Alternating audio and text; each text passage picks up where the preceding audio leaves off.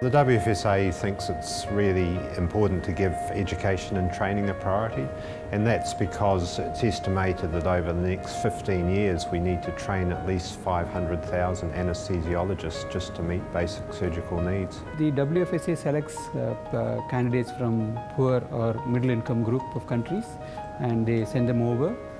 We train them in respective specialties. In Vellore, in Christian Medical College Vellore, we train them in intensive care. So we increase the number of seats in Vellore, and we now tend to get candidates from all over, right from Africa to Nepal, even from Papua New Guinea we are getting a candidate. So it's spread all over. Our model for training is to develop fellowship training programs, and these are short-term training attachments mainly in lower and middle-income countries, close to where the trainees' home countries are. The trainees are working in places with similar resource problems to what they will be facing at home. I work in Zimbabwe, in the capital city Harare. I work for the Department of Anaesthesia and Critical Care Medicine, and this department covers the 2 referral hospitals in the country, which are also the 2 hospitals, the 2 teaching hospitals in Zimbabwe. A unit where works together anesthesiologists, gynecologists, and nurses. So they were like a team, the anesthesiologists, which I work, with them hand to hand. From day one, I landed, and it's like you're part of the family. Everyone welcomes you. They want to know about you, know where you're from, and they also want to, show you around their country, try their different cuisine, their different cultures. They teach you a lot about it. So I found that very interesting. They treat me for the first day like a family. They support me. We did seminars, we did workshops, we did clinical cases, and as I said, they treat me like a family from the very first day. The idea was for me to become a better regional anaesthetist so I can better teach my peers. So since I've gotten back, I've started this health education leadership program in Zimbabwe, which is about curriculum development. So I'm currently working on developing a curriculum in regional anesthesia to sort of change the way we were currently teaching regional anesthesia. The most important lesson that I learned there was teamwork, communication in the obstetric unit are essential for a good work, patient safety, and a good quality of healthcare to the mother and his son. The WFSA training programs are very important because what we're doing is you're taking people from low-resource countries and you're allowing them to learn within a similar setting.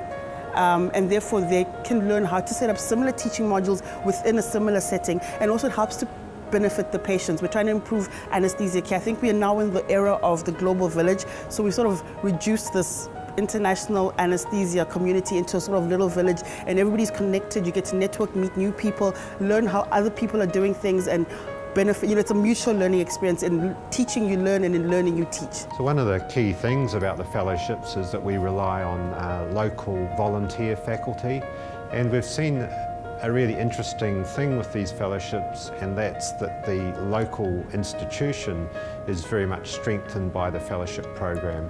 So it's not just about training the individual, we've seen the strengthening of the institution and also the growth of regional networks. So anaesthetists or anaesthesiologists in the host institution maintain contact with the people that they've trained, and over time we see the growth of this very valuable network. We have a training program running. We have at least 3 training programs running.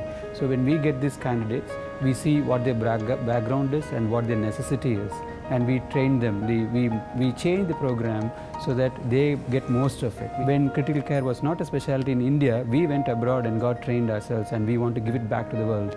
And that is I think, in Vellore, that is what happens, and that's very important to give it back to the world. The Fellow campaign has just been launched to provide funding for fellowships, and we really would encourage not only individuals but organisations to consider donating to fund a fellow.